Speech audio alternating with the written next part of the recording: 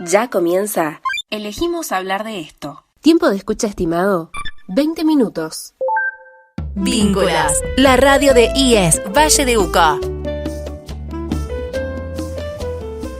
Hola, ¿qué tal? ¿Cómo están? Nuevamente con ustedes en este programa de Elegimos hablar de esto. Mi nombre es Liliana Tulis y junto a Lorena Rosales, trabajadoras sociales, hacemos este programa que lleva ya 8 años en el aire. Este programa lo hacemos desde el espacio de género y diversidad del área social y políticas estudiantiles de nuestro IES, junto también al postítulo de Género y Educación del Instituto de Educación Superior del Vera Peñalosa. Saludo a mi compañera. Hola Lore, ¿cómo estás? Hola Lili, ¿qué tal? Muy bien, nuevamente en este espacio de formación y lucha. Y resistencia, vamos a empezar a decir. Bien, vamos a resistir, a resistir. Bueno, este programa lo vamos a hacer hoy en el teléfono con una amiga nuestra, una amiga de la casa, a quien queremos mucho y reconocemos mucho también por su trayectoria. Vamos a hablar acerca de las mujeres y la educación, las mujeres, la educación y el trabajo.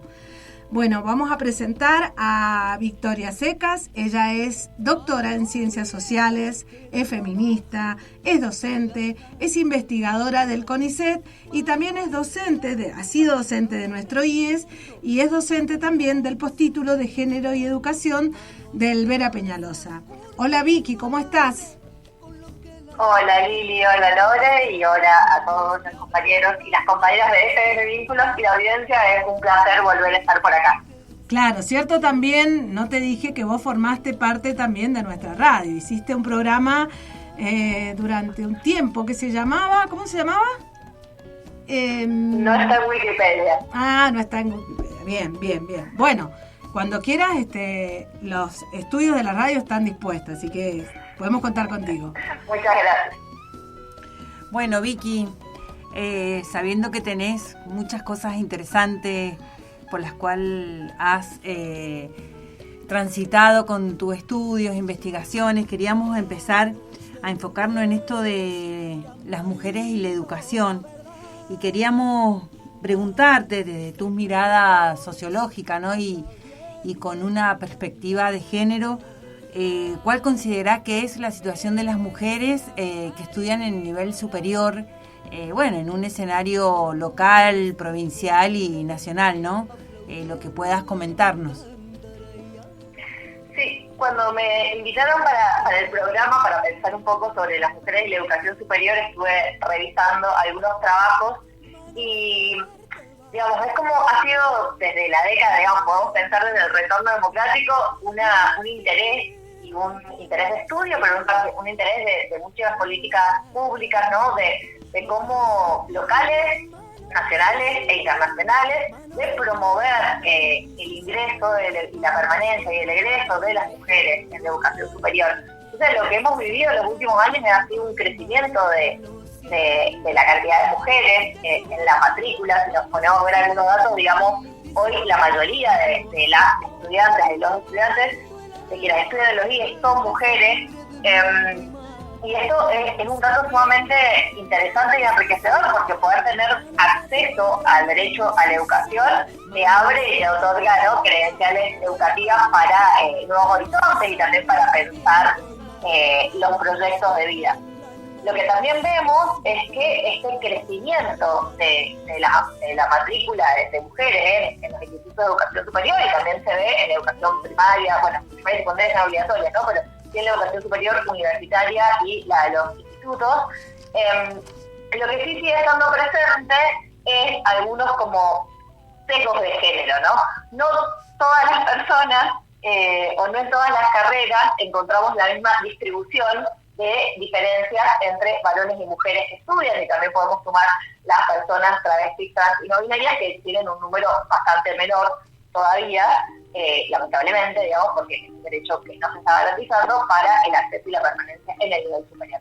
Entonces, lo que podemos ver en términos generales en los últimos años es que hay un crecimiento de la cantidad de mujeres que estudian, y es mayor la cantidad de mujeres que varones que estudian la educación superior, y que las carreras, la elección de esas carreras sigue teniendo algo que podemos leer como sesgos de género, ¿no? Hay carreras en las que tenemos un fuerte componente de mujeres. ¿Por qué? Porque se asocian a tareas que históricamente, o a roles que históricamente se han trabajado mucho en el programa, que han sido asignados para las mujeres, y otras carreras que tienen sesgos masculinos, ¿no? De roles o tareas históricamente designadas, socialmente construidas para los varones. Ahí estuve buscando un estudio del INET, del Instituto Nacional de Educación Tecnológica, que nos mostraba que en todos los institutos de la educación técnica, tanto secundaria como superior, lo que se ve es que en el superior técnico se ha logrado que cada vez más mujeres, digamos, hay un 60% de mujeres por un 40% de varones, pero en el nivel secundario es al revés, digamos, hay un 30% de mujeres y un 70% de varones, ¿no? En esta matriculación. Y también lo vemos en los institutos, que hay carreras que, no sé, pensando en los profesorados, las carreras docentes de nivel inicial, mayormente las que estudian son mujeres, y carreras más técnicas, como podemos pensar mecatrónica, tenemos un mayor componente de hombres, ¿no? Y esto no solamente se da por gustos personales, sino que también se da por algunas condiciones sociales y la manera en la que nos socializamos, que hace que tendamos o que generemos, que estén presentes estos sesgos de género. De hecho, perdón si estoy hablando mucho, pero un datito más, que en la Ley de Educación Técnico Profesional, en el artículo 40, esto se tiene en cuenta esta diferencia, esta desigualdad de género, y lo que se propone, o lo que dice este artículo, es que hay que promover la incorporación de mujeres en la educación técnico profesional en las distintas modalidades, impulsando campañas de comunicación, haciendo financiaciones adecuadas de edilicias, regulando las adaptaciones curriculares y toda acción que se considere necesaria para la expansión de las oportunidades educativas de las mujeres en relación a la educación técnico-profesional. Clarísimo, Vicky. Me parece que lo que vos exponés es un panorama muy visible de los institutos superiores, como también de las escuelas técnicas acá en el departamento. Así que está totalmente avalado lo que decís por la misma realidad que nos atraviesa. Claro, estos estereotipos de género siguen estando presentes. Esto, por ejemplo, tareas de cuidado asignadas siempre a las mujeres, que tenga que ver con un mayor número de mujeres en carreras, por ejemplo, de enfermería o de educación inicial. Tiene que ver todavía con eso. Exacto. Lo que te quería preguntar era esto. Esta mayor cantidad de mujeres que han accedido a la matrícula, digamos, hay mayor matrícula de mujeres, ¿se traduce en mayor oportunidades laborales, o, por ejemplo, el techo de cristal sigue siendo un elemento ahí que impide a mujeres llegar a mejores puestos de trabajo? Sí, está buenísimo pensar en eso, porque cuando hablamos de matrícula pensamos en, las ingresantes o las que están hoy en el nivel superior, quienes son estudiantes. Ahí por ahí también enseguida, si quieren, pensamos qué pasa en el medio, qué pasa durante el cursado, y es la misma la situación de varones y mujeres. Pero cuando pensamos en el egreso, en cómo se da esa inserción en el mercado laboral, que muchas veces ya forman parte del mercado laboral, los estudiantes de los institutos, porque para estudiar necesitan en muchos casos trabajar, ¿no? Para poder sostenerse en el día a día, y esto se necesita en estos momentos de crisis económica tan fuerte como los que estamos viviendo. Entonces, cuando pensamos en el egreso, lo que podemos ver es que la cantidad de egreso de mujeres es mayor que la de varones, también, digamos, esta proporción se mantiene, pero cómo se insertan en el mercado laboral. Y la mayoría de los estudios que hay sobre inserción en el mercado laboral, que tienen en cuenta las condiciones o una perspectiva de género, lo que se ve que a la misma cantidad de credenciales educativas y a la misma cantidad de experiencia laboral, o sea, dos currículos que podemos ver que sean iguales, tiene mayor posibilidad de ingreso un varón que una mujer, ¿no? Al momento de la contratación. Por otro lado, lo que se da es que cómo se dan esos crecimientos o esas trayectorias dentro de la empresa o los organismos donde se trabaja. Lo que se ve es lo que vos decís, que hay como un techo externo a determinados lugares de poder. Las mujeres tienen menos representación, y esto es un fenómeno que no solo se da a nivel local, es un fenómeno global que muestra esta relación desigual entre hombres y mujeres en el acceso, por ejemplo, a los altos cargos o a cargos de dirección. Y acá vamos a pensar, no, pero yo conozco a alguien que es directora de una compañía o que tiene un cargo de determinado tipo, ¿no? Que es más directivo. Sí, hay en lo que sea. No estamos diciendo que es imposible. Lo que mostramos o lo que muestran las investigaciones al respecto es que hay un condicionamiento, una desigualdad por el género que hace que sea una variable que pesa negativamente, digamos, a las mujeres en comparación con los varones al momento de acceso al mercado de trabajo y de crecimiento laboral dentro del mercado de trabajo. Entonces, otra de las cosas que podemos ver también son las brechas de ingresos. Aquí en Argentina hay convenios colectivos de trabajo y están en las profesiones que están reguladas, como no sé, en el ingreso al Estado, o en algunas empresas, esta brecha no se ve tanto, pero si hay en el trabajo informal, por ejemplo, que no cuentan las normativas que existen para la protección de los trabajadores y las trabajadoras, se ve que las mujeres por un mismo puesto ganan menos que los varones. Uh-huh. En esto te quería preguntar, ¿tiene que ver en esta desigualdad las tareas de cuidado que realizamos las mujeres?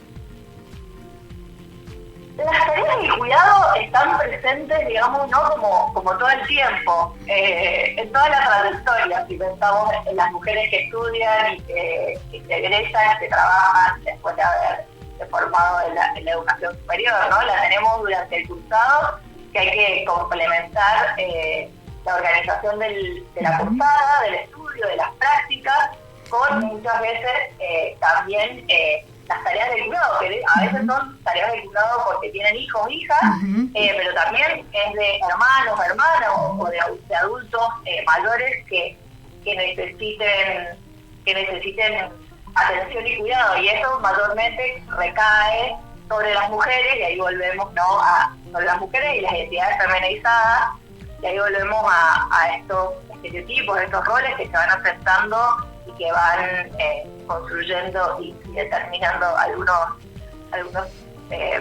consolidando algunas posibilidades, ¿no?, y ocultando otras. En la población joven es bastante marcado también esto, ¿no? Cuántos jóvenes cuidan, y la mayoría de las personas jóvenes que se dedican al cuidado son mujeres. Y otro de los datos también donde vemos destinar tiempo al cuidado, en el año 2021 se hizo una encuesta nacional de uso del tiempo libre a nivel nacional, se hizo el INDEC. Está interesante porque preguntaban un poco eso, ¿no?, en torno a en qué destinaba su tiempo libre. Y lo que recabó, se llegó a la conclusión que en el caso de los jóvenes, por ejemplo, dedicaban las mujeres jóvenes por día 5 horas y 23 minutos a las tareas de cuidado, y los hombres jóvenes dedicaban 3 horas en promedio a este tipo de tareas de cuidado, ¿no? Y eso claramente lleva a que... ¿Hola? Le tenés que dedicar menos tiempo a otras. Y a la vez los empleadores saben que esto es así, entonces a veces prefieren a alguien que no recae, sobre el cual la sociedad no deposite las tareas de cuidado. Está bien, me parece que esto repercute en este tema de la igualdad formal y real, ¿no?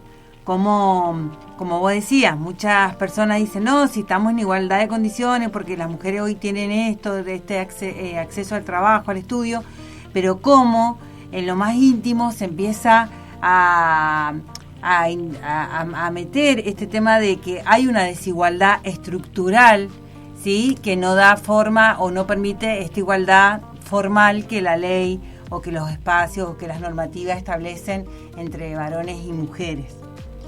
Vicky, queríamos pasar al tema de, teniendo en cuenta el contexto actual, nacional, socioeconómico, y hablando en este tema de educación y mujeres, queríamos preguntarte qué opinión tenés o cómo ves este tema de la quita de recursos, ¿sí? la desfinanciación que está haciendo el Estado con respecto a políticas públicas de educación y cómo afecta esto en cierta medida a las mujeres. Sí, está re bueno como esto último que vos decías antes de la pregunta, digamos, de que, bueno, hoy vemos y hoy podemos decir, pero no es lo mismo que hace 20 años, que hace 30 años, digamos, que de hecho estamos diciendo que hay más mujeres en la educación superior, estamos menos desiguales que antes, se podría pensar, ¿no? Pero efectivamente hay condiciones y hay muchos estudios que nos llegan a analizar esto como una condición de desigualdad estructural. ¿Y qué hacemos con esa desigualdad una vez que lo vemos? Porque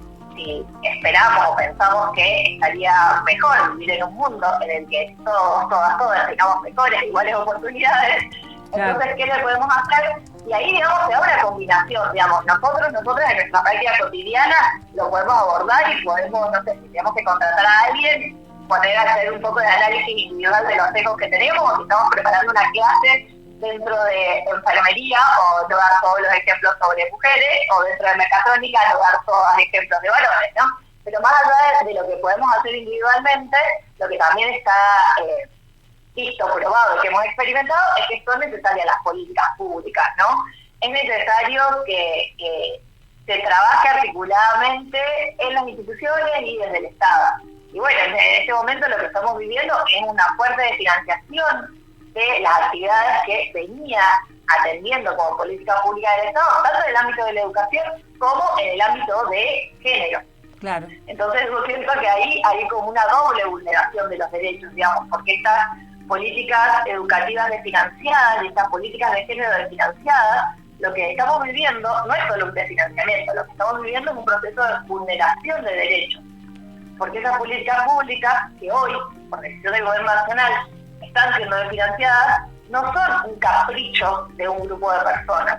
Lo que son leyes que se votaron y que se dictaron de la manera en que nuestro sistema democrático determina, que hoy no se están cumpliendo. Que hoy por una decisión política no se están cumpliendo. Entonces la verdad que la situación, particularmente para todas las personas que estudian, es una situación muy alarmante y de vulnerabilidad, digamos, de su derecho de educación, y en el caso de las mujeres, digamos, también lo que estamos viviendo es, por otro lado, esta de financiamiento y vulneración en relación al género, que nos afecta a todos, no solamente a un sector de la población. Entonces, totalmente. La verdad que es bastante preocupante y es necesario como ir tejiendo estrategias, vos decías ahí, de resistencia, pero bueno, de pensar de cómo vamos viviendo, transitando, qué vamos viendo, digamos, en los contextos de crisis, como el que estamos viviendo ahora,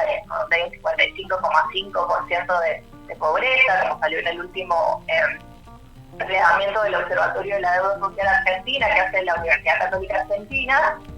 Bueno, cómo afrontamos los desafíos de la educación y de la igualdad. Exacto. Es preocupante ver cómo, por ejemplo, haber reconocido como sociedad que la violencia contra las mujeres era un problema social, público y político que el Estado debía hacerse cargo. Hoy estamos en un proceso contrario, ¿no? Y justamente no es porque el problema se haya solucionado o el Estado ya haya dado todas las respuestas. Es una situación bastante crítica, la estábamos hablando antes del programa con Lili, esto de decir cómo vamos retrocediendo en políticas públicas, cómo vamos perdiendo y vulnerando ahora los derechos que ya estaban reconocidos y atendidos desde algún punto de algún lado de las políticas públicas. Así que bueno, el próximo programa un poco hemos pensado en esa dirección. Sí. Y seguimos en comunicación con Victoria Secas, que bueno, como dijimos, ella es investigadora del CONICET y tiene justamente, la hemos convocado en este segundo espacio para hablar acerca de su trabajo de investigación, que es sobre estudios sobre jóvenes y participación política. Contanos, Vicky, un poco sobre esto. Bueno, el estudio, o sea, a mí lo que me interesa, como la pregunta así como principal sociológica, es un poco, ¿no?, es por qué pasan algunas cosas. Digo, cuando vemos eso de que hay mujeres que valoran y están en determinadas carreras, la pregunta es por qué, y hay un poco la sociología de las herramientas. Y en lo que estoy trabajando en este último tiempo es sobre de qué manera y en torno a qué ideas o proyectos los jóvenes se organizan. Cuando pienso en participación política, no solo estudio en relación al voto, sino en las distintas maneras en las que tienen los jóvenes y las jóvenes de acercarse a la participación, y también en esta participación están haciendo un ejercicio de ciudadanía, están pensando junto, generalmente, a otros y a otras jóvenes, qué municipio quieren, o qué instituto quieren, o qué ciudad quieren, o qué país quieren, o qué mundo quieren.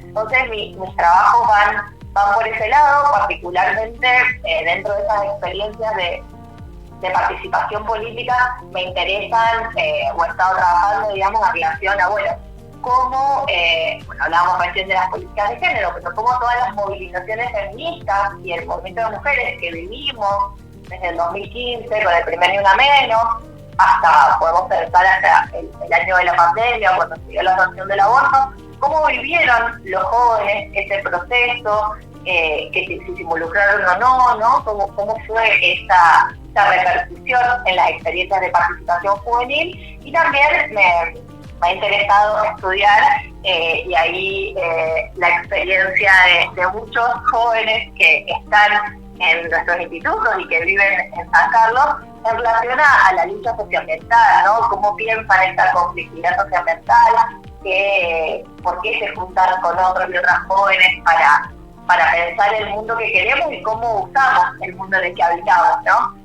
Eso por ahí también, y algo más reciente que emergió de la escena y hemos estado trabajando con otro colega, que se llama Esta Chola, tiene que ver en relación a los jóvenes y las jóvenes que participan y que se sienten identificados con las ideas, que recién un poco estábamos hablando, liberales libertarias. Entonces, como un poco estudiar esta participación y estudiar específicamente a las juventudes que participan, siento o creo que es un aporte para comprender las dinámicas de la sociedad, las dinámicas de la democracia y también los procesos de construcción de ciudadanía. Bien, y ¿cómo evalúan ustedes en este proceso de investigación o a qué avances están llegando en relación con esta participación? ¿Hay más, hay menos? Es más, los jóvenes se involucran más en tareas o temas ambientales, sociales, que tengan que ver con su cuerpo, que años atrás, o hay como una cuestión más apática hoy? En realidad es difícil generalizarlo. Lo que sí podemos pensar es que hay determinados momentos o algunos hechos que facilitan y habilitan la participación y la movilización, digamos, que a veces son fenómenos, ambientales, por ejemplo, con los incendios, que se realizan a partir de esto, o también algunas decisiones del gobierno, como recordamos y como vivimos, las movilizaciones de diciembre del 2019 en defensa de la 7722, ¿no? Exacto. Como que hay distintos disparadores, por así decirlo, que llaman a convocar, digamos, los femicidios que hicieron la conformación del Ni Una Menos, digamos, y la puesta en escena del rechazo a la violencia hacia las mujeres también fue un elemento que catalizó participación de muchas jóvenes que tenían una pequeña inquietud al respecto. Lo que sí se puede ver, digamos, en esto de comparar mayor y menor, que con la pandemia, digamos, a partir del 2020, fue bastante desmovilizante y a los jóvenes, las jóvenes que estaban organizados, les costó retomar sus espacios de participación y lo que dicen es que es mucho más complejo y difícil que antes de que más jóvenes se sumen a esos espacios. Y también otra cosa interesante, así como dato más general, es que sobre todo por parte de los jóvenes han empezado a pensar otras maneras de participación. Entonces ya no solo piensan que participar es hacer con otros en la calle, en la plaza, en un centro cultural o en un centro de estudiantes, ¿sí? O en un partido político, sino también hay un hacer con otros en las redes. Entonces también un fenómeno bastante actual que se está viendo es esas comunidades de socialización virtuales en las cuales no las tomábamos antes como espacios de participación política, pero que hoy adquieren ese carácter y está bastante marcado en los jóvenes que están acercados a las ideas de libertarias y libertarias, ¿no? Pero no como un grupo único, porque después pasaron a la acción en la vía pública. Claro. Y esos son algunos de los elementos que podemos ver en términos generales, pero también es verdad que en esto de mayor o menor participación, lo que se ve es que los jóvenes en general, sobre todo los jóvenes de sectores medios y de sectores de bajos ingresos, son los que tienen mayor dificultad para conseguir empleo, son los que tienen trabajos más precarios, nosotros también las mujeres. Entonces, esas condiciones materiales que se vuelven complejas para garantizar a los y las jóvenes, en algunos casos también dificulta la participación, ¿no? Porque volvemos a lo mismo, el tiempo es limitado, el día tiene 24 horas. Claro. Sí, los recursos también. Claro, tal cual. Bueno, Vicky, muchísimas gracias por haber estado con nosotras en este programa. Sabemos que cada vez que te convocamos estás. Así que bueno, muchísimas gracias. ¿Estás ahí todavía o te fuiste? Sí, no, bueno, muchísimas gracias, Vicky, por haber estado en este programa con nosotras. No, muchas gracias a ustedes por invitarme y en este contexto más que nunca poner en valor que en el Instituto hay un área de educación y género, que en el Instituto y en el Valle de Uco hay un capítulo de educación y género. Creo que son espacios necesarios para seguir construyendo la vida que queremos. Así que, y garantizando los derechos que tenemos. Así que bueno, felicitaciones por los 8 años del programa y muchas gracias por invitar. Y a la radio también. Gracias a vos, Vicky. Bueno, gracias, Vicky. Un abrazo. Abrazo. Bueno, hasta aquí llegamos con este programa entonces. Agradecemos a quienes nos están escuchando, a nuestra querida radio FM Vínculos y seguinos en las redes y hasta nuestro próximo encuentro. Muchas gracias.